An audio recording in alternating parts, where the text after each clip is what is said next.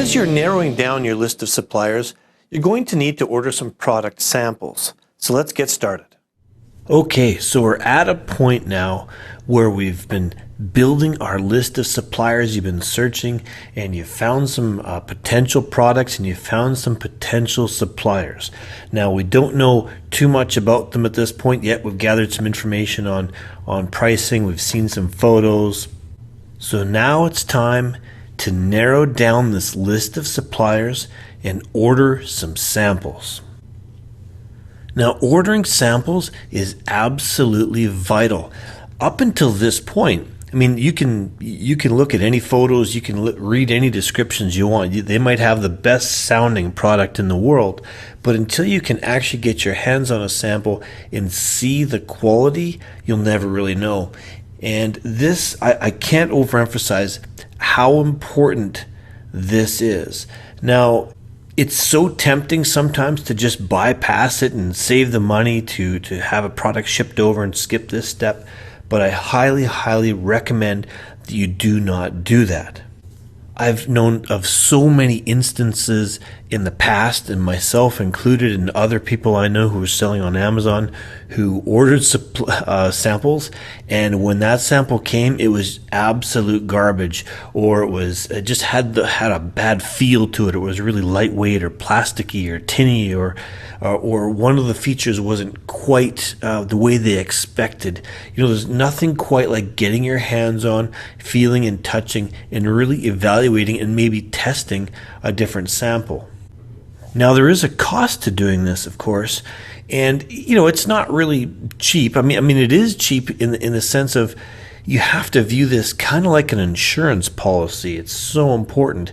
You know, for me to get a product sent to Canada or to the US, it typically costs anywhere from $50 to $100 if I'm shipping from overseas. Obviously, if you're sourcing your product in the United States and you live in the United States, for instance, it'd be a lot less. But that's a totally normal range. Now, because there is a cost associated with it, you don't need to go crazy and order samples from everyone. You know, just kind of narrow down the absolute top ones with the information that you have. And another tip is, depending on your product and the supplier and what type of products they have, you might want to consider getting additional samples in the same shipment.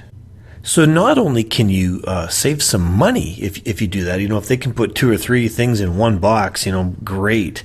But a lot of times I'll look at a certain product from a supplier and I'll see they have some additional products which are quite similar or different variations of that product, or just something in sort of the same niche. And I'll be thinking ahead, like, you know what, well, maybe in 6 months or 3 months or a year, I'll look to expand my range and get this other product. So you've kind of taken care of it, you know, 2 birds with 1 stone type thing.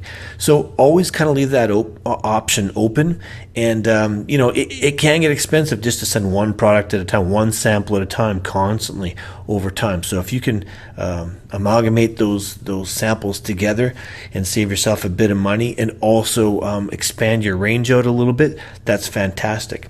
And another thing that has happened to me personally as well is I ordered a certain product sample and I had them throw in a few other things, and it ended up the product I was looking at was something I wasn't really very happy with. But one of the extra products that the supplier just threw in a box for me, thought I might be interested in, was a totally great product, and I really want to go with it. And the last little tip about this is, you know, you want to get the fastest shipping you can. And you know, we're here to help you get your product up and running as fast as possible. You know, we don't want to be spending 2, 3, 4 weeks or months, trying to choose a product, trying to choose a supplier, waiting for samples. You know, we want to go bam, bam, bam, and get this done and get you up and selling as quickly as possible. So, you know, just express ship that thing over. If you can amalgamate some orders like we talked about, that's fantastic. And try to use your supplier's shipping account. More often than not, that's the best pricing, and I talked a little bit about that in a previous lesson. You know, just get them to FedEx or DHL or whatever account they have, and shoot that over to you so you get it in a few days. Now, one other thing about that is oftentimes the payment method for shipping samples will be different from your larger order payment method.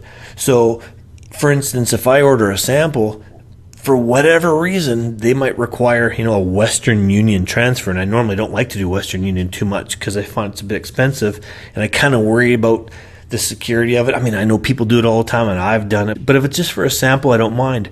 And for some reason, their billing department or whatever the heck is going on, or only for very, very small amounts, they'll only take it through Western Union.